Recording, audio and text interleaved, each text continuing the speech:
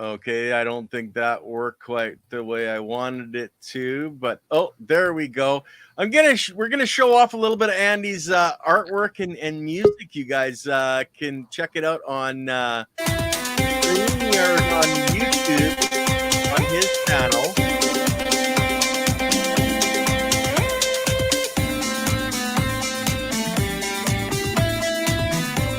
I don't know if I'd be meditating to that one, Andy, but you got some amazing music and amazing art. They're not all for meditating. There's some of them are for. Yeah.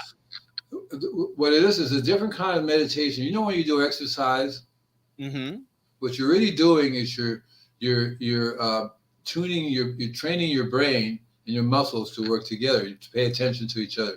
And then you meditate. So when you're doing this exercise and stuff, your body's doing these things, and you have to sort of do them in a certain rhythm, and you're into it. Then your other part of you is very open to any energy, any suggestion, any music, anything you get. You get it?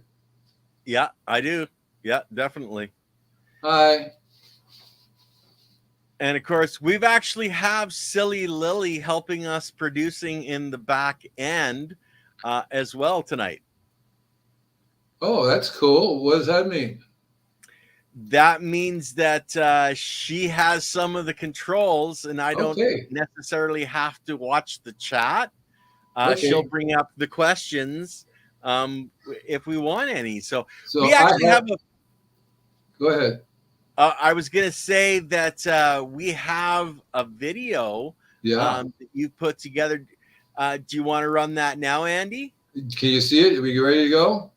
I'm bringing it up onto the full screen. So there you go. Try that. There should be a couple of kitty cats.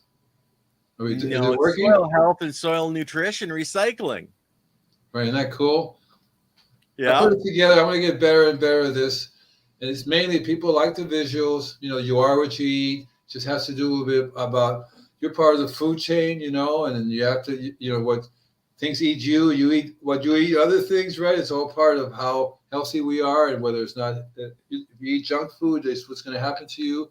And the soil biology is something you introduced me to, that terminology, which is really cool, because I would normally say microbes and little tiny. Lately, I've been saying little tiny beings, right? Little creatures.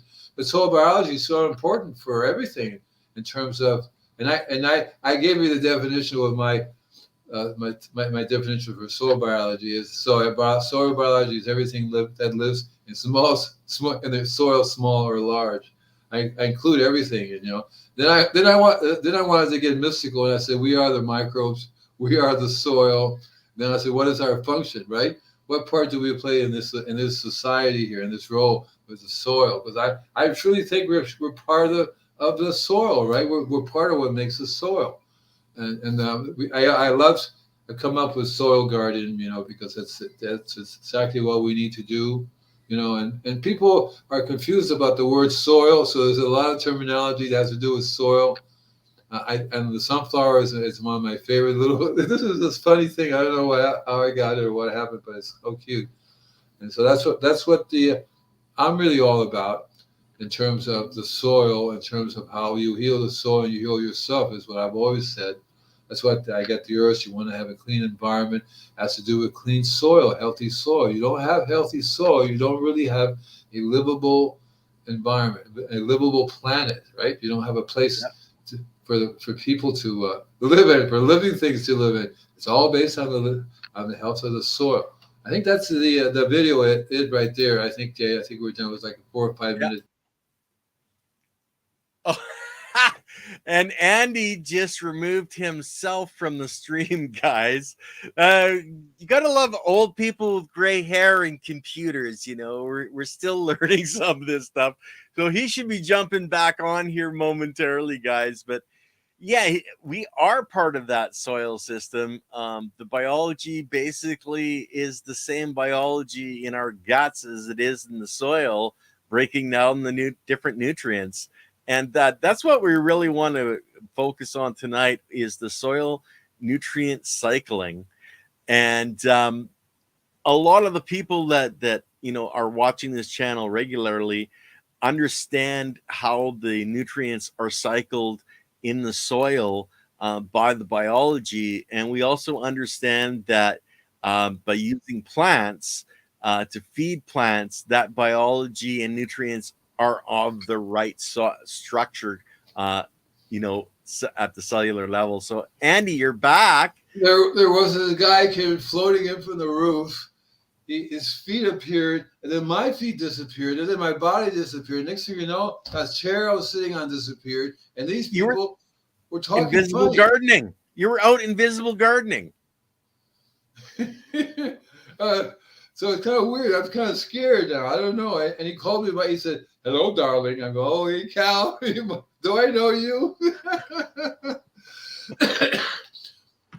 But to be serious, I'm trying to be serious. I can't really do it. But today's show, what I'm trying to get across is how the soil transfers nutrients, and not just between plants or neighborhoods, but it travels around the world. The soil has the ability, Earth has the ability to be everywhere. Even you want to have clean oceans, well, guess what? You have to have clean soil, right? You want to have clean air, well, guess what? You have to have clean air. You want to have, anything that you want to get rid of plastic, you have to have the soil has to be there to do it. If you don't have a soil, you basically have a lifeless place, like Mars is now, like a lot of other planets. They don't have soil, they don't have water, they don't have oxygen, they don't have nothing, right? Yeah, now they're exactly. saying Mars used to have soil, used to have life. That's what you're saying, right? Mars used to have life. Well, it had soil. It had now it doesn't have. It has signs that it had soil. When water's running, it shows you how the rivers are formed. But that also could be from the mud and whatever else is there. I mean, soil in Mars, it could be just the definition of soil is whatever that is there. That's things grow in. That's the soil of Mars or the soil, whatever, right? So but for us in the discussion where we're talking about, we can't really talk about the biology of the soil in Mars, right? Or the soil biology, right? So we should have to talk about this biology here, even though that is a big topic, the soil biology in other planets. That's exactly what they're doing, trying to find life. And where are they looking? Whatever sand and whatever semblance of the soil is there, because they know that's the odds of it being in there are great. Yeah, well, they got to find water first, because without water, you're not going to be able to create soil, because you can't have the biology that lives. It's all based on the structure of the biology and the water coming together to make the primordial soup, right? So there's a planet, I think it's a moon, around Jupiter. On the surface of it is a very barren place, but they have discovered there's a massive lake underneath it. Mm-hmm. It's the same type of water that we have on our planet here, and Cool. it's buried. And they're saying, "Oy vey!" So that's one of the trips we're going to go and look and dig down in there and see what kind of microbial life is in there.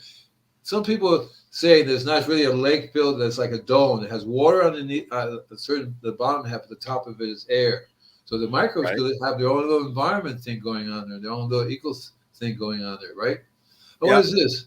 Yeah, ideas of what to feed for a new grower. What to feed? What you feed, and I'm assuming you're talking about feeding.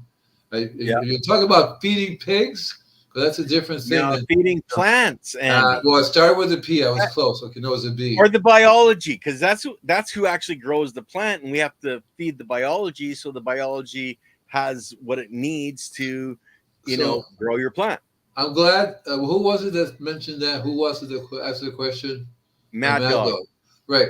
Well, here's the thing that's really cool. That if we were, because I know I can talk from experience in terms of if in my garden, I don't, when I was growing, I don't use fertilizers of any kind. Yeah. Instead, what I do is I learn how to make the best compost in the world. It was so good, I was selling it. Okay, people say, "Can I have a bag of your shit, man?" My bumper sticker used to say "good shit," and I grew up and I stopped doing that, but I should have got the copyright to good shit, right? But the point is that what you're feeding your plants, you don't really feed the normal scenario is okay, grow and bloom, right? You feed them differently. So it depends on what stage you're in. You can feed them in the beginning. You want something with a high nitrogen fertilizer, organic, of course, but still be a blend. But what I've learned from experience is I get the soil together. When I was living in Malibu, I had containers. So like I tried those wine barrels. Yeah, There's a like big the old round one. casks. Yeah, they were made of wood, and like half of Yeah, it, cut in half. That's pretty good. That's a good amount of size of soil. yeah, And I discovered that one of the best things I could do for one thing, to feed the plants. I've learned that there are lots of different ways that you can have. So I like growing worms, especially when I have big containers like that. So what I do is I yeah. actually bring in some worms from my worm farms and put them in the container. Mm-hmm. And the purpose of what I do with that is I'm not feeding the plants, I'm feeding the worms. You Yeah. feed the worms a little bit of food from the kitchen's greens and stuff. They eat it all right up, right underneath there. But you don't have to fertilize your pot plants.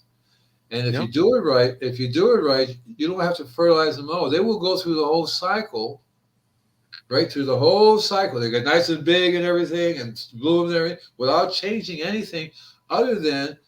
So what I learned to do is, you see, when I do, that's how when I invented my super seaweeds, my biological activator. So Yeah. because you're watering them, you give them water, right? You want to give them something with that water. What you want to give them is a complete balanced trace mineral diet along with, because mainly it's an activator, right? Microbiological activator. It gets explained in the title of it, what it is, right? It activates the microbiology, right? Right? Yeah. And it's all about the biology. And it's all about the biology. So the only thing that the super seaweed is missing is the minerals, which basically you get from the rock dust. If you have a nice blend of rock dust. So those are the only two things you really need to put into your soil on a regular basis, even spraying the plants, because that's what they need in different stages of their life, right? They will get, as long as you're giving them a nice blend of all the minerals, a nice blend of the biology, because the biology can be sprayed on the leaf as well as in the soil. So you have the Yeah. biology. So what you do is you feed the super seaweed gets, get a vat. In it you have a source of your microbes. So there are different ways I get microbes. Of course, I have the worm farm. And one of the things I love to do is I have to maybe go on my Mac one of these shows, because my phone is the one that I videotape the ongoing adventures of the worm farm. You know what I mean? Because it's really Okay. an interesting story. But I get the liquid from the worm farm. I make a liquid, and this is the liquid environment that I would be adding the other things to it that I want to, whether it be the super seaweed I would add to that. I learned Yeah. that it loves my super seaweed, and I add a certain amount of rock dust. What I do with the rock dust, in my youth, I used to take the blend and then put it into the mixture directly. And then I Right. realized that it's much better to have it pre-processed. So By who? So what I do is I get the blend, I make a mixture, then I get some of my worm juice, pour it. Usually I pour the worm juice first and then put the rock dust in. That way, Yeah. it clumps up the other way. Just pour it in. I should turn it, and so you have this mixture of the microbes going nuts with the rock dust, because it's not going to overflow or foam or do anything. But the microbes tend to attack it, to get attached to it really fast. They Yeah. will attach themselves to the very fine, because it's 200 mesh. Does that Mhm. very very fine? Yeah. Yeah. Right. So that's a perfect size for the microbes to attach themselves to. So if you have these little guys attaching to that, and so then you take that and then you add that to the water after a certain amount of time. You add that to your spraying. So I have 100 gallons. I make 100 gallons. Take that, add it to my 100 gallons, and filter it out, because it leaves behind a certain amount. About a third of the rock dust stays behind. Right. Right. It doesn't get totally dissolved. I could do it. I've learned that you can make it last longer, and you have a way to recycle. There are lots of worm farming trips now you can buy that recycle the water Yeah. The through the leachate. system, Yeah. and you have this liquid that keeps, you just take the liquid out of it, but it keeps rotating through all your bins. It keeps it nice and clean, but you have and then the liquid is what you feed it. You feed it rock dust to the liquid. Yeah. See, and you have to go really really light in the rock dust feeding, right? So Hmm. if you have a gallon of this worm juice, right? how much rock dust you think they should get, right? Especially if you have a blend, right? Mhm. And you'd be surprised. I've learned that a tablespoon is really more than enough. It's radically more than enough. Because Now, I would would add a tablespoon actually be too much? Maybe you should be looking at a half a tablespoon, and then tell us a little bit. Like you were mentioning, continuing cycling the liquid through the worm bin and getting the what's called the leachate out the bottom. So you're talking a gallon to, I would think a half a tablespoon might even be, because like it's almost too much. But what do you suggest? well, You're see, using a tablespoon, when I started doing this in a 5 gallon, those little white buckets, right? Those white 5 gallon buckets, I would fill it up with the worm juice, right? So roughly right? maybe close to 5 gallon. So I would take a cup of my rock dust mixture and dump it in there. Right. Wait a minute, stir it all up, stir it all up, stir it up. You have to go, hey, I bet it hey. Yeah, there are lots of different Stir to chanting. the right. Stir to the right. Yeah, there has to be lots of different chanting things happening. You have to do different kinds of drugs so you can get in this trance state. But I'm not kidding, because in Rudolf Steiner's system, you make your liquid. You have a rod that you stir for 100 Yep. turns. It doesn't matter what Right. you say. You have to do 100 turns one way, and then 100 turns the other way. And that's because it makes the structure. It makes the water into structured water. And if you make a structured water with that, so the Rudolf Steiner, with the reason why he make a preparation, right, is you can spray that, where you can spray, and you make the mixtures basically as a spray of that mixture, right? What does it say? Right. Wait, let me Oh, see it again. No, this is pretty shocking. No, ever looked at the gut microbes of human and organic food properly.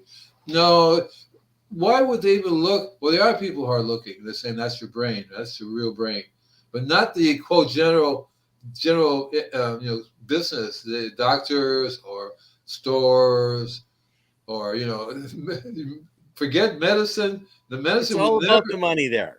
right? The doctors and would never say, look, if you take care of your bioimmune in your stomach and you eat properly, you'll live 1,000 years. I will never see you because you don't have no reason to come to see me, right? Biodynamics, exactly. That's where it started. Yep. I studied the system for a long, long, long time, and I've actually given classes and workshops in it. See, what happens is I have studied all these different things, and I basically develop my own system. What is it? We'll get some rock dust next. I do worming. Okay, so when you're going to get the rock dust, it's important. Okay, it's important. So not all rock dust are good for you. You have to make sure that there's not some jerk digging up Yeah. mining behind you. A lot of companies I found, this is in my experience, I went to buy rock dust from someplace. They're not really a rock dust company. They just happen to have all this dust left over from their mining operation. And I said, well, you have you have a lab test? Well, yeah, of course we have. Can I have the lab test, please? Well, I don't have one with me. I says, well, who do I talk to? I got to the manager, and I said, look, I'm a gardener. I just want to know what's in your stuff. Smiley Can's always throwing heat, and this channel is always good. Soil Nerd Channel. Yeah. So you may be buying from them toxic rock dust, because not all rock dust is the same thing, right? So you have to buy rock dust that's specifically mined to be sold as rock dust.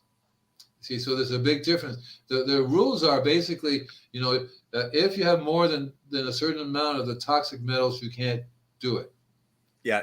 So yeah. there's a They have limit to get an analysis of it, but there's too many scammers out there that aren't bothering with that. They're just selling rock dust. So who do you recommend, Andy? And remember that, like GB, we're Mad Dog. He's in Great Britain. Where's the best way or best place to get some of the higher quality? And we always talk about the micronutrients as well. No problem. So what you can do, you can do it right now. Look up remineralization.org. Ken. Oh, yes. See, this is supposed to be Lily. Okay. She's in the background.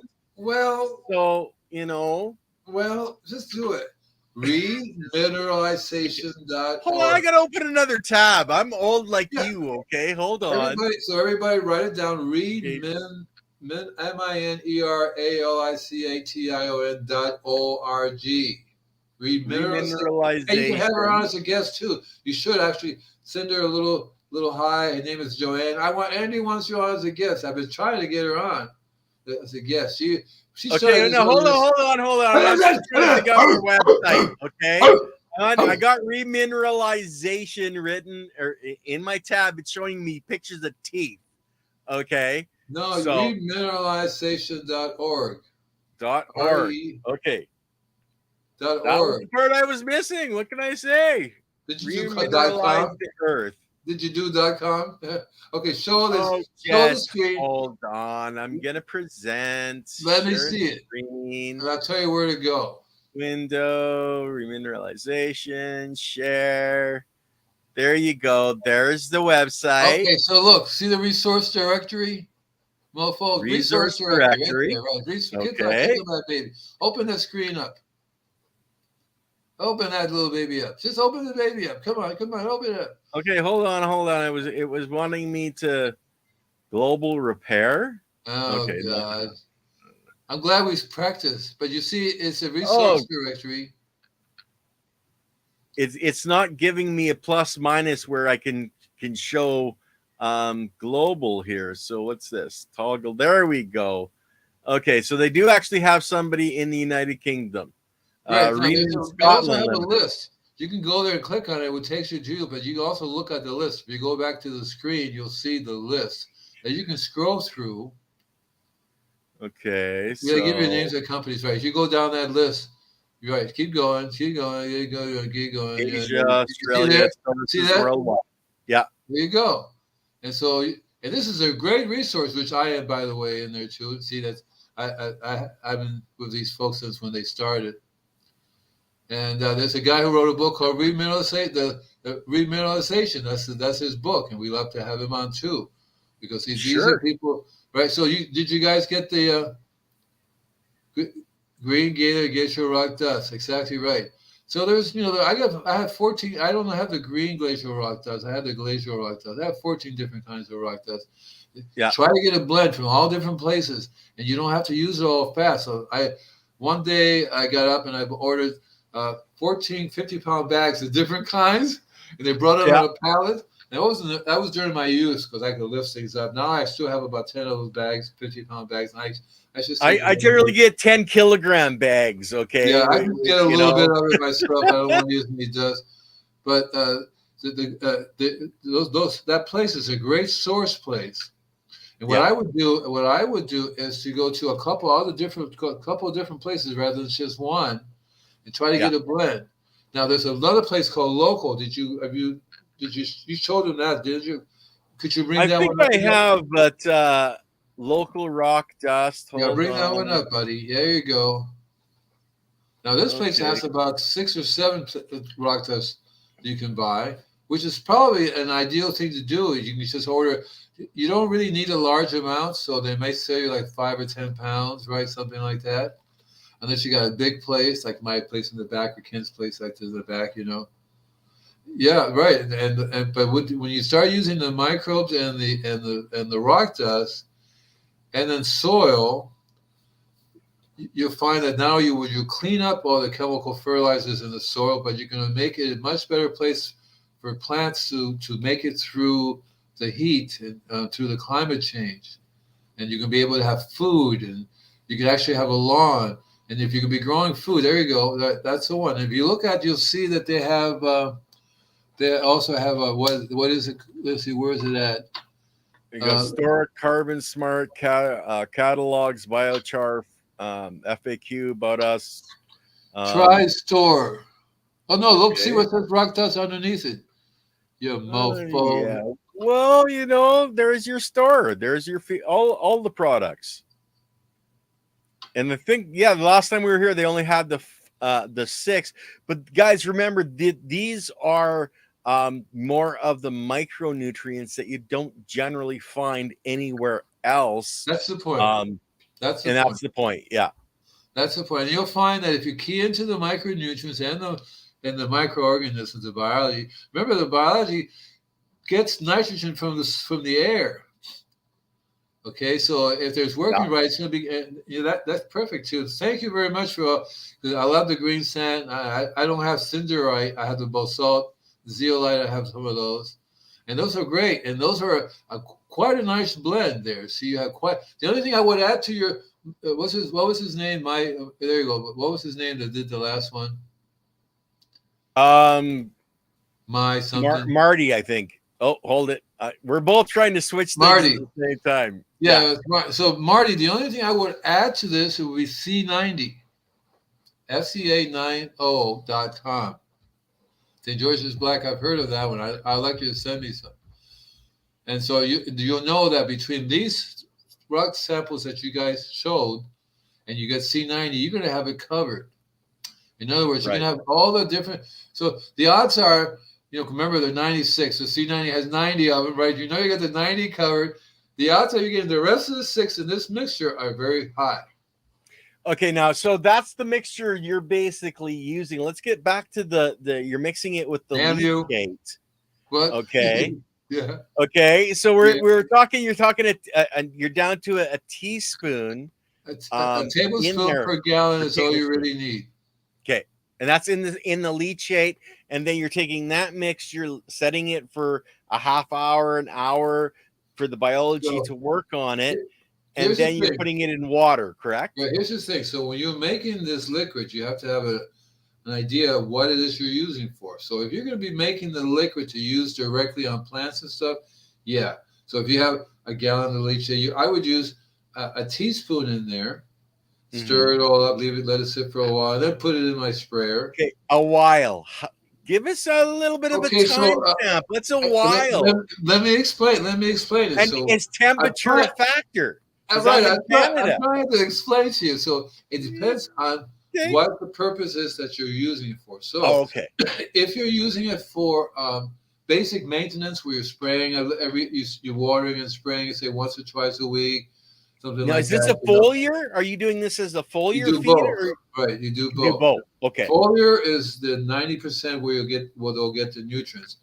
You're putting it. You're pouring it into the base of the plant because you want the microbes in the soil. After a while, the microbes will be in the soil because you're keying into the microbes living 24 hours, 24/7 in the soil. You're going to hear, they have a little party, they're drinking. All the time, they're happy, happy, happy. And that's why you want the worms going in there, because the worms will tell you. If you can't find any worms in there, you're doing something wrong. You want the worms to survive and do their thing because they've constantly been doing the worm cap. Right? But if you're going to be making it as a concentrate, where you're going to be doing like 100 plants, say, right? So then you take the gallon of the juice, you got a tablespoon of the rock dust, stir it up, and then you make out of that, you make the right proportion of liquid that you need to water the whole 100 gallons. So that one bottle of the juice can be made into 15 gallons. So 20 gallons, you can, there's these beer devices. I'm happy to show you some of the companies that I deal with in terms of buying their devices. One of them is $134. It's basically a cone. It gets skinny. It has a weight. And how much C90 for the foliar would you put into? Now, the C90, you have to remember, it's a salt. It's a salt. So it's better to, and the rule of thumb is a law of the little bit I made up. A little bit goes a long, long way. That's exactly what you want to do. You want to provide. So the C90 in a gallon of water would not even be, it would barely be, and again, it depends on the time of year, because if you're doing it in the summertime, I wouldn't even bother doing it. If the temperature is higher than 85 degrees, forget it. Even just pouring it on the soil. You have to remember the minerals don't be a moron, right? The minerals should be applied during the fall and winter time. That's the time you apply minerals. So that's one reason. So if you're doing this mineral mixture, and that mixture there will take you through the spring, all through the summertime, to the following year when you do it again. If you have a lot really living soil, the variety of plants, because all they'll need is the right amount of light, the right amount of environment to cold you hot, a bunch of other things like that can interpret you. Assuming all the other ones you got under control, then the plants will not need any much feed. They wouldn't need any feeding at all. Because remember, you have the worms, and the worms in there are the ones that are going to be constantly providing a really, really good source of the nutrients. Worms have a certain amount of nitrogen and all the other good stuff as well. I mean, the worm poop, right? Yeah, the castings. Yeah. The worm cast. So that's part of it. When you want to have a living biological soil, you have to have people living in there. You have to have, right. The worms are the perfect ones to move in. Well, exactly, and they want to party too. I mean, like they want a siesta, they want the Mexican hats, the whole 9 yards. But okay, let's jump back because you generally, Andy, guys, yeah, for everybody that doesn't know, Andy is a high-end gardener in Malibu. But how I'm about not a the guys gardener. in Canada where we grow inside most of the time? Say Okay, that so about, say that there is about no spring, summer, fall. It's like this is what it is. So should we be applying C90 okay, so once it grow or what? right. So indoors, what you have to be careful about is if you apply something like C90 on a regular basis, it will build up in your containers. Okay, so you're going to have that too much. So what I would do indoors, because it's a different thing because you're in a small container. It's not Yeah, recyclable outside. It's not, everything's. yeah. So in the container, I would, again, limit it to so if you're using the same pots on a regular basis as opposed to getting new soil, you see, that's a totally different regimen because ideally you want to take the plant out, put another, maybe amend the soil just a little bit, fluff it up a little bit, add some more earthworm a few things, but keep using the basics of the soil and growing that as opposed to throwing it away and starting a whole new batch. So if you throw it away in a different container, then it's half a tablespoon in a gallon of water. Stir it up. It would be really good for the plant. Again, it would depend on the age of the plant. If it's a little baby plant, you'll burn it. So I usually don't put any nutrients at all until it gets at least knee high. When it's doing really good, nice and thick, it's happy, gets all the light stuff. You don't have to be really pumping because the soil. See, my super seaweed and the microbes in the soil make everything really, really grow really, really well, really fast. Right. And then when you're ready to go up some more, then you start introducing, because you want to about halfway through the cycle, you want to increase the mineral content of it. Okay. Just before it starts. So okay, like now let's put it in the time frame that you did, the spring, summer, fall. You were saying you want to add this in the fall. So that's when your plant is going to sleep. For us, that's when we're harvesting. So then basically a good idea, depending on how soon you're going to put a plant back into that soil, you could do this, before flower and build for the next grow. When you're putting the next new baby in, then it's already broken down. So I got confused a little bit because I was talking about outside, not so much growing your pot plants outside, but normal plants that you like here in Malibu, you would take care, you would fertilize the lawn and the roses and the fruit trees in the fall. Exactly. So fall and winter time they would get the minerals and bacteria. But in terms of the G plants, the fall is when you're starting to harvest. So that's not the time to be really giving them any food. You should have given them the food already at certain lengths of time in advance, so that when they're blooming, you don't have the taste of the nutrients that you're giving them, Right. So that's a different thing if you're growing, especially if you're going indoors, which is a year-round thing. But even that's outdoors, what I do. Even outdoors, you still got to pay attention to the environment because you're limited to growing. Your plants will start. You know what I mean? If it gets too cold and then not enough light, and there goes your. Even though in Miami, I've had them growing year-round.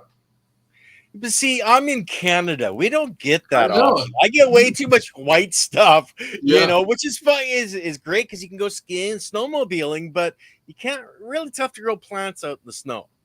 Okay, yeah, I know it's a white stuff, and I was thinking of the other white meat. No, I'm not, and I'm not talking about sand either. Okay, and we're not gonna scratch our noses on that one at all. So what's interesting too about growing indoors, and I tell you something, a little secret. So I've had a few plants last maybe 3 or 4 years, and the reason why as mother plants or you're as right, as vegging them for that long.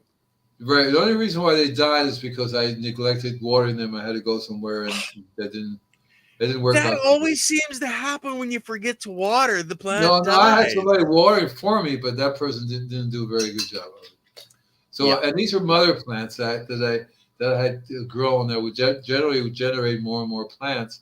And I yeah. had I know a lot of people say, well, you can only do the mother plant thing once or twice, and then your mother plant's not as good as your plants is not as good. But that's not really true because the thing is minerals deficiency is what causes that to happen. If you're feeding them minerals on a regular basis, you're actually feeding the soil. You're setting up a Yeah. system in the soil because you can tell if you All do about too the much. biology. Right. If you do too much of the trace mineral, it becomes toxic. The plants, the leaves curl up, all kinds of shit happen. You go, oh boy, I think we overfed it, and there's no Well, way you can. we're looking for homeostasis in ourselves and in the plants because don't be a moron, like Leighton says all the time. If you're giving it too much trace minerals into that soil, you're creating pockets that are so far out of balance. You're creating the illness yourself. I would get in the habit of feeding the soil that you're using once a year. Simple Okay. as that. Once a year, and even then, I would probably take the soil out and rotate it through a compost system, recompost it again. So I would have some soil we use for a few seasons, like one season indoor, 1 year indoors is like four indica seasons and maybe three Mhm. sativa seasons. You know, Yeah. Yeah. I've also grown the sea of green with LED lights, which is continuous. So Yeah. I've done that. I had another room which the mother plant was constantly producing stuff. Then I had Yeah. I made my own misting system, so I get the roots going, and I use the super seaweed for that. It was Yeah. a basically big pot that PVC the water with little sprinkler heads upside down, so it would do the underneath the roots. And see, I built mine in a tote, one of the ones with the yellow So caps, and it's got the little squares. I drilled out the squares, and yeah, yeah, I made my own aeroponics cloner. And you can clone almost anything in that, not just cannabis. You no, clone trees. right. I've done vegetables and the tomato Yeah, I started with plants. And tomatoes. the tomato plants are really Yeah. good, and yeah, so I actually miss having a farm because that's all this stuff is what I really love to do. Okay, there's a Yeah, question for you because I don't eat only organic food. I don't have that option. But Andy, I have this problem. So I go out. See, I'm allergic to junk food. Literally, I am. And I go to restaurants. Occasionally, I go to a restaurant with a friend who I'm not going to give out any names. You all know who I'm talking about. And the first thing I say is, "How's the food?" Yeah, oh, great. Is it organic? Hey, Julio, he wants to know if it's organic. I'm going, yeah, right. And then when I eat it, I get a massive headache the next day for days and days and days. And I go, shit, yeah, I knew I should. And basically, what it is that besides the fact if it's not organic, because organic food is supposed to be cleaner for you, more yeah, minerally rich, right? I say supposed to because you can never really know what's going on in that industry anymore in terms of people actually grow. I mean, you'd be surprised how many quote organic farmers all they're doing is just growing in good rich soil. Oh, everything's fine. It's good rich soil. Look. But you but test why it, are your plants always looking so sickly then? do a brick test on it. That's what the refractometer is so good. You go to Yeah, some place and you look at that food and you go, "Do you mind if I test it on this thing?" Oh yeah, sure. And it's like a 5. You go, "Well, this is supposed to be 28." It's like, "Oh, it's broken." But the guy would get the message. There's something going on with his food that's crap yeah, because crap in is crap out, right? yeah. And I've been organic pretty much. Well, it's not all my life because when I was young, my parents, Latino, Cuban dad and Puerto Rican mother, Hmm. party all the time. We have so many different family food party, beer, sugar, meat, and something else. But I would not eat any of it. I was. But you drink the beer. Yeah, yeah. No, I don't drink the beer. I know. I didn't even touch the beer, and they wouldn't let me smoke a joint there. They would say, hey, "Get out!" Okay, fine. You know, Yeah, yeah. And and organic, and so that bar is just really too high, especially when you're traveling, and you're sort of you just don't have the option. Like if you're growing I your own totally food agree. at home, then you can do it. I You totally agree know, with this. Right, that's a big, big problem when you're just going out in your local city alone finding food, But imagine traveling. So I used to travel a lot when I was in my youth, in my younger days. I would go down to Santa Barbara, up to Santa Barbara. I would go down to San Diego. I'd go to Fayetteville, Arkansas, all these other Yeah. places. Driving is kind of fun.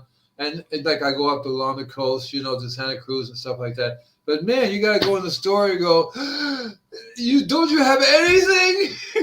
Don't you have anything? And so you have to kind of just buy enough to eat across. So I would buy bags of peanuts, organic peanuts and nuts and cashews. I figured, okay, that's going to help because I used to go across when I used to go to University of Florida in Gainesville, University of Texas in Texas, Austin, University of Colorado in Boulder.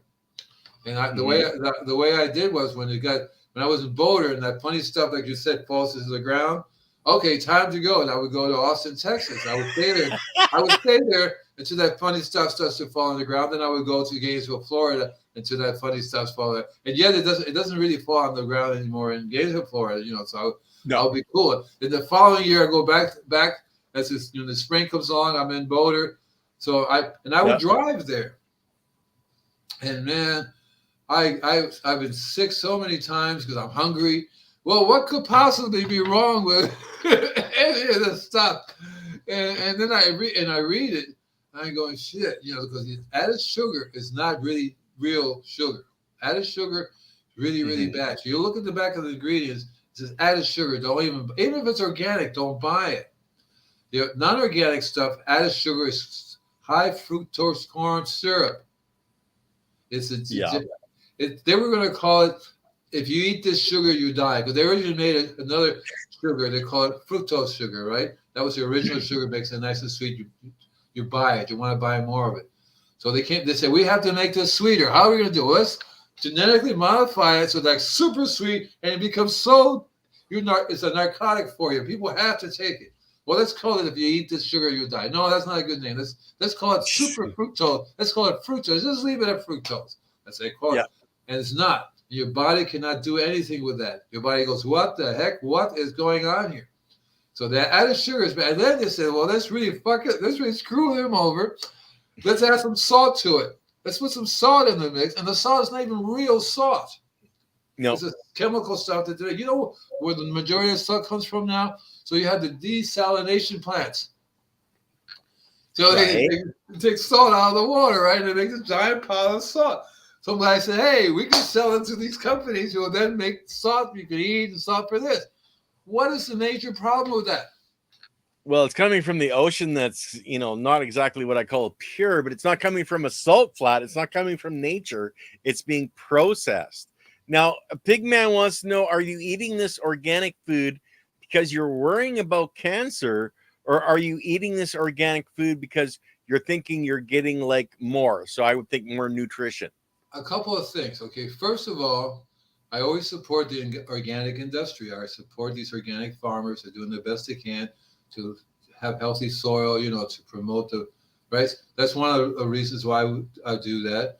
Secondly, I'm for the health of the earth, health of the soil. So organic farmers are better on the soil and the health of the earth than these other chemicals farmers are. See, what is the end of that statement would have been of those sort of good polyphenols. You mean the food, what it has in the food? The organic. Yeah. So one of the things you'll find interesting is that the organic produce, again, if it's fed really by that living soil, right? By the biology.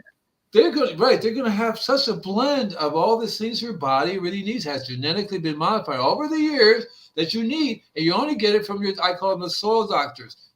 Your cooks, they make this liquid that nobody else makes because that's the way we have, evolved.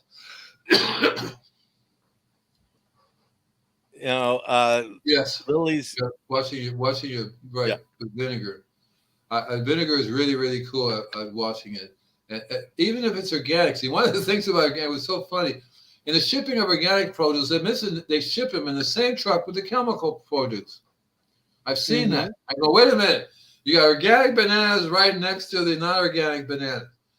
And you're telling me it's okay for me to buy the organic bananas, but It doesn't matter that the chemical banana is now all over the organic banana or any other fruit for that matter. Well, as an ex-truck driver, Andy, there's one story where the guy was bringing a load of, I think it was apples from the West Coast to the East Coast, and they called him up, had him pump the chemicals into the reefer trailer. He heads out. He's a day down the road. They call him. The order was canceled. We need you to go to this chemical plant so they can suck that chemical out, put this chemical in. So he's halfway back to bring the load back, and he gets a call. Oh, no, they reordered and paid for it. So go back to that chemical plant so they can suck that chemical. This happens on a regular basis. Yeah, the contamination is really, really bad. The other thing I wanted to say is so if the plants are getting all the trace minerals and all the different combination of chemicals into their little bodies, and you're getting it into your body, yes, that's the reason why I love to eat organics, because it's proven that I don't need to get vitamin pills, right? I don't need to get vitamin pills if it's in my food, and it's a much healthier way to get minerals than to be buying man-made minerals to try to get into your body, because your body goes, what the heck is this? You see what I mean, right? Right? And so that's a good reason. I just wish that it would cost less. I don't like the way it has evolved and costing a lot more, because realistically, if I was an organic farmer, I would be growing more and more and costing me less and less. I would say, hey, dude, you want some of this free? Please take it. Please, please. I got 500 barrels of, right? You know what I mean? Because you can grow like crazy. Things would just take off. Shrink wrap. That's not really my philosophy about buying vegetables, whether it be fruit or otherwise, is not if it's not shrink wrap. I don't want it wrapped in a plastic. It's one thing if it was a wrap in a, because nowadays you have these organic plastics, right? They're made from plants. That's fine. Or even some kind of paper. But how do you know? Well, it should say. Know? It should say, you know, most of them, they buy something, they'll say this is what we use. We use sort of biodegradable, and then they have to show you the container that it comes in. Like I have bought trash bags that are biodegradable, made from plants. Yeah. Unfortunately, they don't last real long. They're not very strong, but they're working on it. Right. Like same thing with cups. I get the reusable spoons. Yeah. So we still got a few more minutes to talk. What do you want to talk about? Huh? This is cool. Well, I don't know. There's so much to talk about. You were mentioning that there was groups that are running the water through the worm bins so they can constantly get the leachate. But let's see, Pigman saying organic food is really expensive. Should people? Yeah. How should people think about those trade-offs? Like, grow it yourself. That's what we're really trying to teach. Here's everybody. A very simple thing. How much money are you willing to save if you have to go to the doctor because you've been eating junk food for a long time, whether it be, if you eat a carrot that's rich in the trace minerals, and if you have another person, so like you have two of you, and you only ate the carrot that had no minerals, you're going to die a lot sooner than the guy who's eating all the carrots with the trace mineral. You're going to have some trace mineral deficiency problem. That's going to cost you a bundle. That's going to cost you a lot. Whereas, so you pay a little bit more, but you live a healthier lifestyle, you live longer, and even though you still have to deal with all the toxins that are around us, tons and tons of toxins. I really would like to walk in a spacesuit with oxygen mask. Hi, Joe, how you fine? Everything okay? Because that's what it is. Literally, we're surrounded with toxins, so we have to learn to clean our bodies out. And I'm more than happy to talk about that sometime down the road. What tools you have to get rid of heavy metals and toxins in your body. Right now, the key thing is to help the microbes stay alive, because if they're alive, you're safe. Yes. If you're living in an environment and the microbes are dead, you have cereals and your microbes, I would run. I would get the heck out of there and move to another place, because that stuff is not a good thing, right? See? Yeah, exactly. Right? I remember a long time ago, I did a house call, not a single ant. My instinct for survival kicked in. I go, I don't think I need to go. And I went there and I knocked on the door. The guy was like, oh, yeah, we have an ant problem. Honey, the man is here. We're all going to die right now. They literally were, and I'm going, holy shit, dude. What, because they were just spraying the heck out of everything. Nothing didn't work. And I said, I can't help you. As a matter of fact, I have to go because the longer I stick around, I'm getting sick. Because you can smell the stuff they were spraying. There was no ants anywhere, not a single ant anywhere. There were ants next door. When I got out of the walking away, you see the ants going, "Yeah, I got back." It was absolutely absurd. So, and that's what I'm doing is a series. I'm actually working on a bunch of different workshops, online workshops, is to teach people how they can go about having the healthiest soil, living soil that they can get. And then from that, you can make a whole bunch of other things to make your property even more beautiful. Because now's the time you really need to concentrate on the health of the soil. Because if you wait too long, you're not going to have any. You can't bring it back. You can't say, okay, I'm going to create. The only way you create soil is the way Mother Nature does it. Exactly right. You have to think of it in terms of feeding your gut microbes for her health. That's exactly the same. If you do that to your body, your conscious will say, well, I should do that to the soil. And so I would not put junk in my body, and I would not put junk in the soil. The chemical fertilizer, city water alone.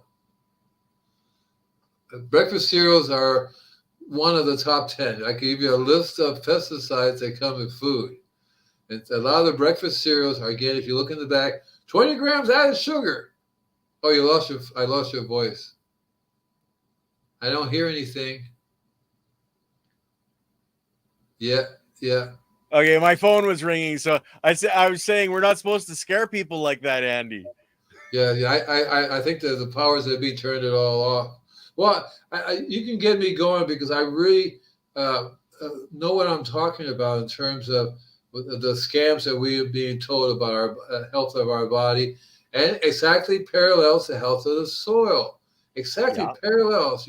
When they say keep spraying the Roundup and using this here Miracle Grow, and just come to my store and buy this here pesticide, and you're fine. Yeah, right. Yeah, you buy the chemical. It's good for you. Yeah, honest. So, and it just makes more and more money for us selling this stuff, but we're getting sicker and sicker and sicker. And a lot of people, doctors are getting richer and richer and richer, and the drug companies. 90% of the people out there are having all kinds of major problems, and a lot of it has to do with the food they eat and the environment that their soil's in. That's kind of cool, because you use a magnet of cereal that has added iron and see what happens. You think that they'll stick to you think the cereal will stick to the magnet? Holy cow, right? Right? Would that really happen? Hey, look, ding! I think I'm getting a little bit too much iron here, right? Right?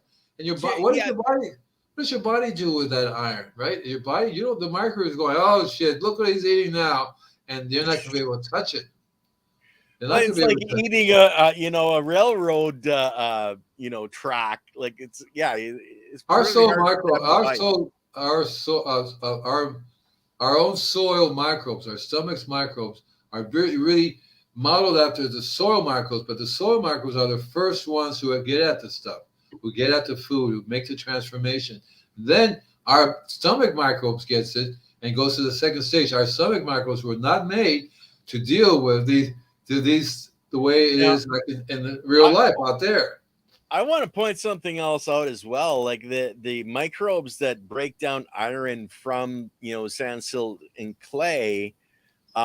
Those microbes live in that area. They're not in the plant root zone. It's just like our biology. There's the biology in our gut, then there's the different biology in the large intestine, and there's different biology in the small intestine. Right.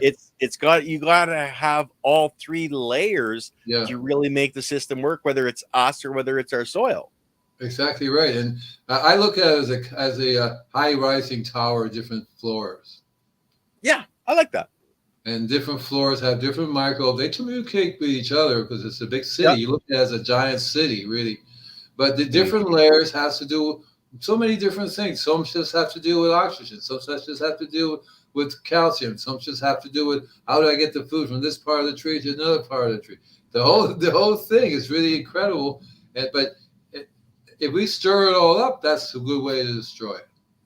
Yeah. Everything stops functioning. Everything stops functioning. No longer are produce being delivered. Yeah. Well, it's like knock down that high rise and all the people inside aren't going to like it. But consider, we all love to see aggregation in our soil. Well, that's a freaking universe. That's that high rise, only it's the whole globe for the biology. And you just pulled it out of the ground and shook it off and went, oh, hey, yeah, look at this aggregation. You're destroying the civilization. That's where no-till, if you split your soil, spread it, put your plant in, you're doing the least amount of damage. Pigman, you're never going to have transparency in anything that's going on in terms of things that make money. They were the last people to tell you exactly what's going on in the farmer's soil. A lot of these farmers have this famous idea about what's something called a lie. They'll watch this show and they'll say, Charles, look, these guys are talking about something in the soil. It must be like what? And it's like, I don't believe this. I just don't, it's like, and so they're not going to be transparent. A lot of these big companies are not going to, oh yeah, we use Roundup 4 times a year here, and everything looks really good. No, they're not. They're not going to tell you the truth. So what you have to do is you have to know your farmer. Ideally, that would be really cool. Know where your food's coming from. I love it when you go to farmers market. You get to meet the growers. You talk to them. So what are you doing? And bring your refractometer to see how well they're growing. Now, here's a good question here. If we have supplements like potassium citrate in planter containers or liquid minerals, can we add that to our soil for growing string beans, arugula, coriander? I live in an apartment. I don't know. Like I wouldn't say the human grade supplements, unless you know where they're coming from. Are they real? Like there's a lot of that's not exactly the best stuff out there for the market. But Andy, I know like myself, I'll be taking C90. I try to get those trace minerals in my body. But what do you think of something that we have supplements? What you said initially is part of the key is it depends on the quality of the supplement. It depends on exactly what if they're. But let's assume that the quality is good. It's good stuff for the body. I know I have a lot of supplements that they're not only good for me, but they're good for the plants. The plants love this stuff. The microbes love the supplement. But you have to go because it's in a concentrated form. You really literally have to go very, very tiny amount on a regular basis. So if I use a supplement in 100 gallons, which they do once a month, that's for my customers. That's a reasonable amount of time going through. But even then, I would not use a large amount of my supplements because if you look, it says makes 200 gallons, right? In terms of how much you can produce, right? Some of them are a tablespoon per gallon, some are a teaspoon per gallon. They all have different amounts that you normally would drink. So if you say, okay, if that's good for me to drink, then it should be okay. It depends on if it's in the ground or in a container. So if it's in the ground, no problem. You give it the same amount you normally would give it yourself. What I do is I drink some of mine and I have some left over, right? I always have some left over, add some water to it and pour it around the plants, right? Okay. But if it's in a container, then you have to go super, super light. You want to do foliar feeding, spray it. So you put a tiny amount. So you have like a gallon of clean water. You want to put like half a teaspoon in that gallon. It's just half a teaspoon. And actually not even a teaspoon. What you do is you go by the drops. Because usually it's in a liquid form, right? Yeah. So I would do like 5 drops in a gallon. 1, 2, 3, 4, 5. Stir it up. That is the amount that of the C90 I would use, or any other kind of supplement. Again, you have to look at the supplement, see what kind of concentration it is. Yeah. Right. Yeah. Especially if it's in liquid form. So it's about people thinking for themselves, which is really you don't want to go around telling people that. You don't want to go around telling people maybe you're going to scare them again. Yeah, yeah. But that's what it comes down to. But what we have to do is we not only have to think for ourselves, but we have to give the illusion that we're not thinking. If you know you're thinking for yourself, you're a target. You will put yourself out there, you'll be a target. Water. Right. Exactly right. That's good. Good you know that because you need the salts. And so you have, again, but it's a pinch. It's a small amount. Every morning when I get up, I have a glass of water and I put in a half a teaspoon of this really cool salt. It depends on the salt that you buy too. The salt I buy is not for cooking, but it's for the sources of trace minerals that you take. Is that the C90? No, the C90 is a different product. That but I mainly use for my business, but I have 1 billion pounds of this stuff, so I don't want to be drinking too much, eating too much of it. I very rarely, like now, I'm not adding it at all to my sprays because it's so hot. I was doing it Yes, in. and that's something that we want to bring up again, just quickly because we're at the hour. Is spraying things in the heat of the day that Not a with good high idea. mineral, high salt content. What do you think it's the crystallization inside of the salt? Like if you fill a glass up with water and pour tons of salt in it, you can put a string in it, and the salt will bind, and you'll get the crystallization. Do you think that's actually part of the problem? Spreading it in that heat where it's gathering that sunlight, and just like a magnifying glass almost in the sun where you can light a fire. I think it's a combination of how much the plants absorb, and because of the heat, it circulates through their body really fast in higher concentration, and it causes a Okay. type of burn. A burn. You can see the deformation. Really, what happens? So they actually literally get burned. Because that means that when it runs to when it got down to the root system got way too much of the salt, and actually killed off a bunch of the microbes. That's so whenever you have something burned, a bunch of microbes die. You have a little funeral thing going on outside. Is it good to water our soil? So Himalayan sea soil is excellent. It's excellent. Remember, it says trace minerals. So you want to do like a tiny little bit on a regular basis. Tiny little bit. Yeah. Right? That's what you want to do. Don't be a moron.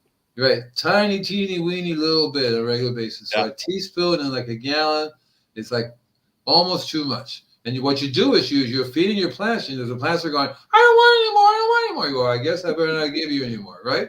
Because they'll tell you if they start looking funny, a little weird, then it's in your soil. Because ideally, you should be able to test your soil on a regular basis. If you see the soil level start going up in the soil, you're overdoing it.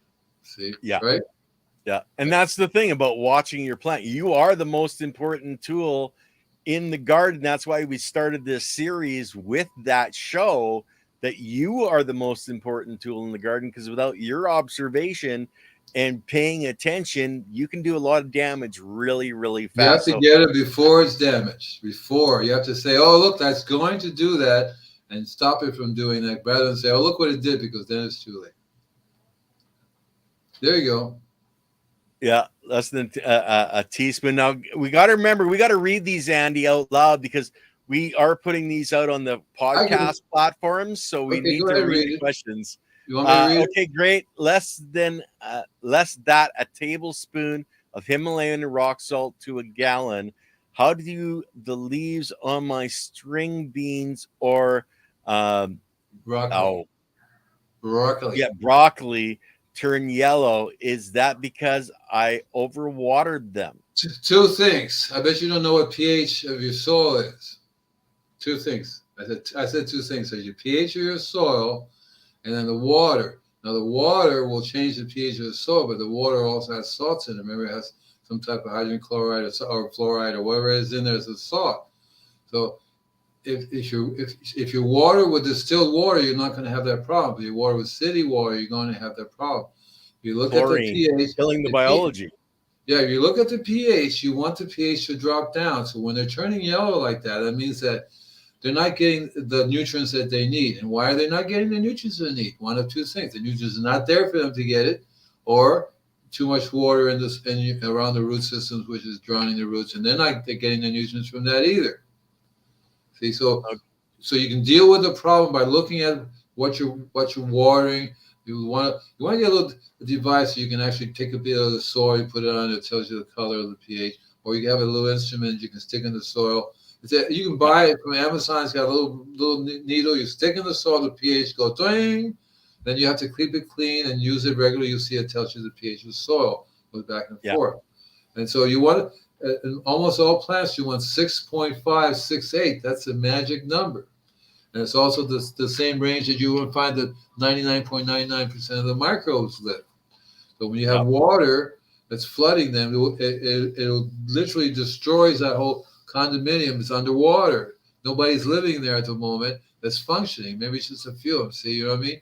So that's what's going on. And then what you want the immediate correction is foliar feeding.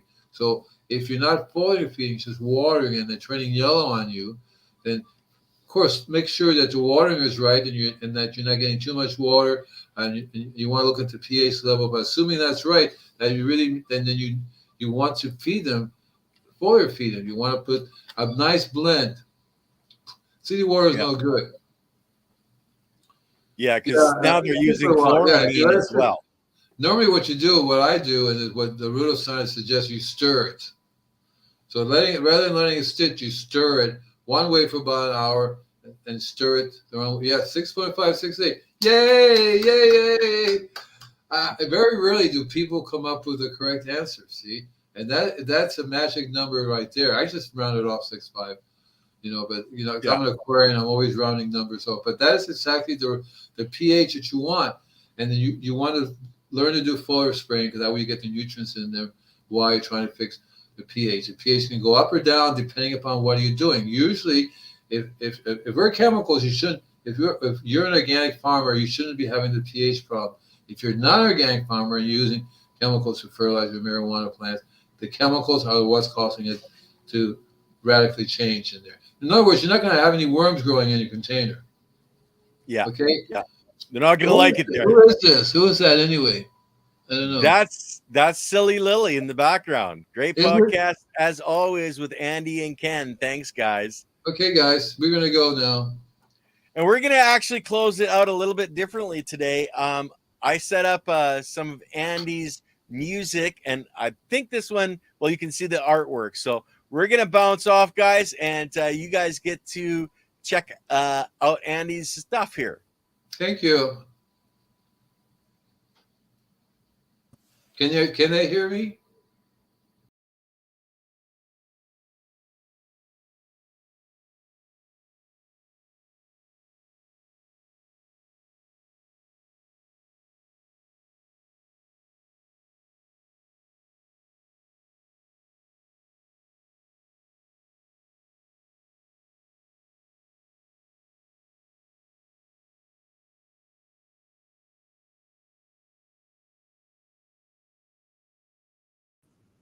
Okay, I don't know why there's no.